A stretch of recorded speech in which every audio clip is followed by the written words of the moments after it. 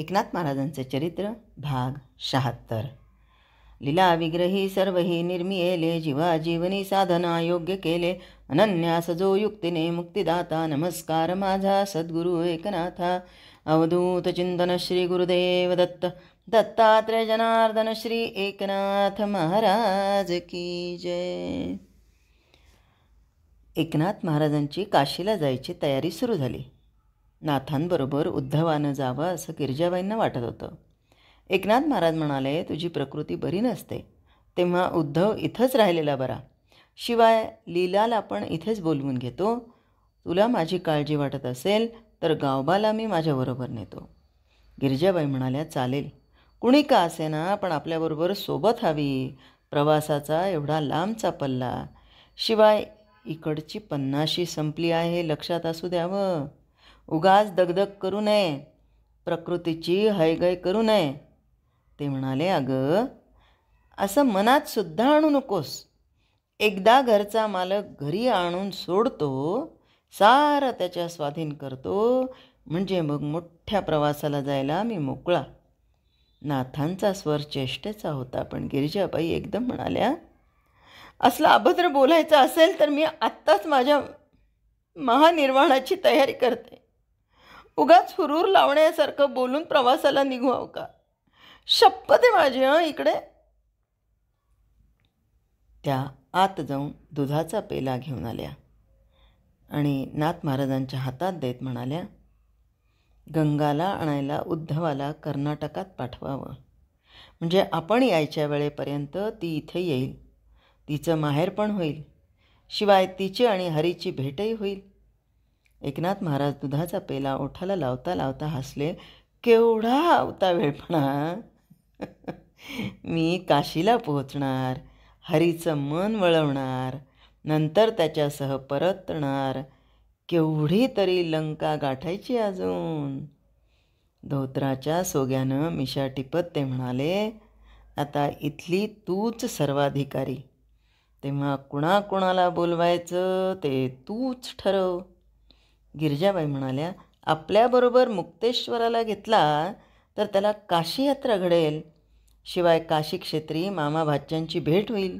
मुक्तेश्वराला आपला मामा कसा आहे हे आठवतसुद्धा नसेल.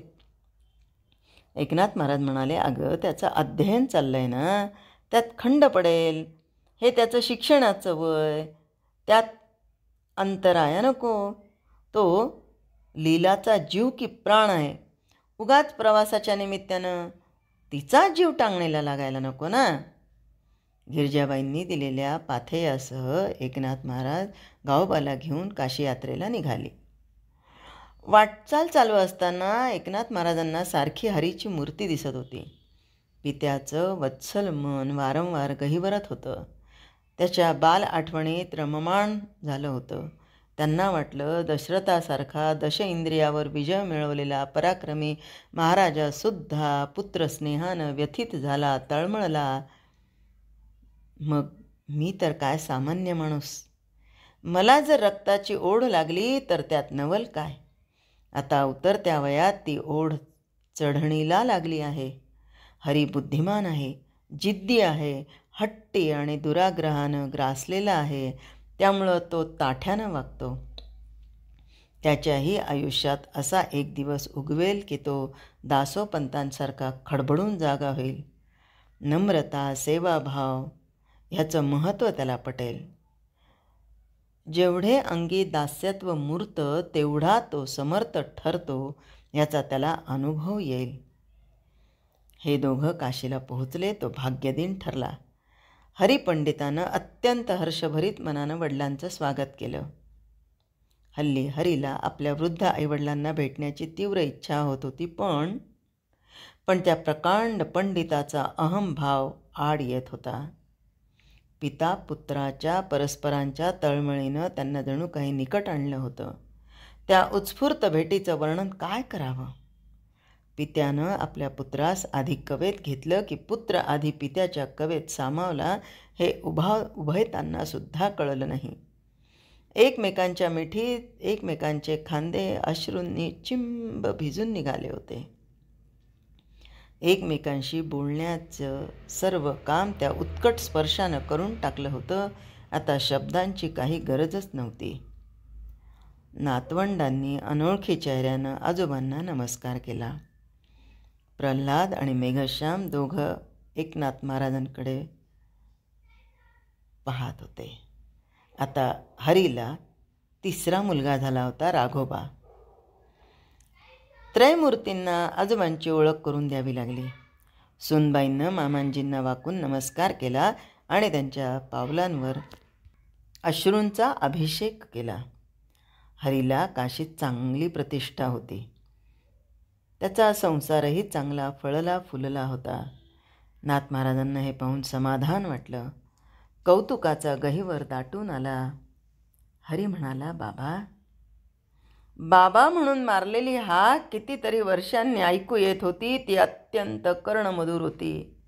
या माधुर्याचा अनुभव पिता होऊनच घ्यायला हवा. सांगून कळणार नाही.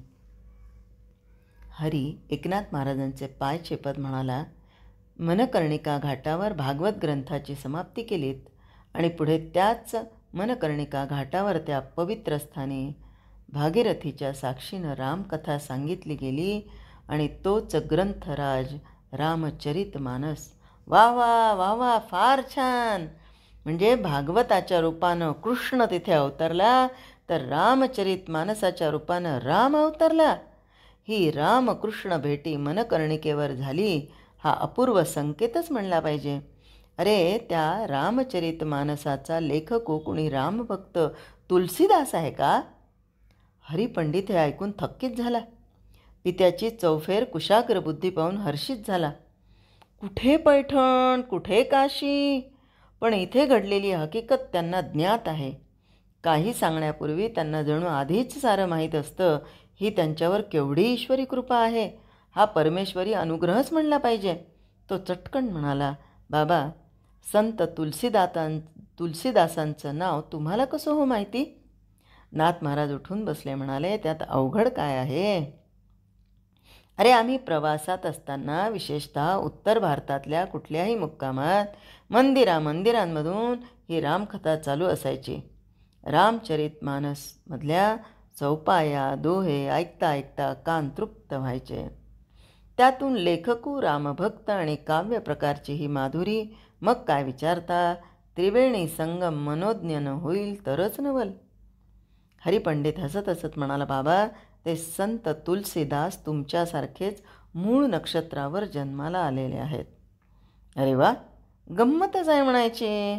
मला वाटतं मूळ नक्षत्रावर जन्मलेली माणसं भगवंताच्या मुळावरच घाव घालतात का काय, न कळे.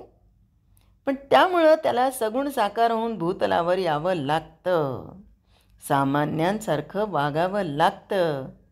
हरी आठवल्यासारखं करून म्हणाला, खरंच बाबा, श्रीखंड्या अजून आपल्याच घरी आहे का हो? तो काही वेगळाच वाटायचा बघा. त्याला बरोबर का नाही आणलात? नाथ महाराज भारावलेल्या स्वरात म्हणाले, हरी, अरे, ते साक्षात परब्रह्म होतं. मी त्या देवाला किती राबवला, त्याच्याकडून किती सेवा करून घेतली. मला अज्ञानी जीवाला तो ओळखूच आला नाही. जितक्या अकल्पितपणे तो आला, तितकाच अकल्पित अदृश्य झाला. प्रल्हाद तिथे येऊन हरिपंडिताला म्हणाला, बाबा, आपल्या घरी संत तुलसीदास आले होते, ते आजोबांना सांगा ना. आणि आजोबा ते म्हणत होते की मला एकनाथ महाराजांना भेटायचं आहे. नाथ महाराज आश्चर्यानं म्हणाले, कुणाला? मला? त्यांची माझी अजून जान पहिचानही नाही. हरिपंडित किंचित गौरवानं म्हणाला, बाबा, फुलाला मी उमललो आहे हे सांगावं लागत नाही. त्याचा सुगंध हे कार्य करतो. तुमची भागवत धर्माची पताका इथपर्यंत फडकली तेव्हा तुलसीदासजी अयोध्येत आणि चित्रकूटला होते. पुढे ते काशीवास करायला आले तेव्हा त्यांना सारं वर्तमान कळलं. श्रीमद भागवताचं प्राकृतात भाषांतर करणाऱ्या थोर संत पुरुषाचा पुत्र इथे आहे असं कळल्यावर ते स्वतः आपल्या घरी आले. एवढे थोर संत, त्यांच्या बाबतीत म्हणतात की चित्रकूट के घाट पे भाई संतन की भीड़, चित्रकूट के घाट पे भाई संतन की भीड़, तुलसीदास चंदन घिसे, तिलक करे रघुबीर, तिलक करे रघुबीर. असा द्रष्टा पुरुष, पण किती लीन, किती नम्र, धन्य त्याच्या रामभक्तीचे आणि रामसेवेची. ते आपल्या घरी येऊन म्हणाले की मुझे आपके पिताजी से मिलने की तीव्र इच्छा है. एकनाथ महाराज अत्यंत मृदुतेने म्हणाले, हरी त्या थोर पुरुषानं जरी ही अशी इच्छा प्रदर्शित केली नसती तरी मी स्वतः त्यांच्या दर्शनास जाणारच होतो.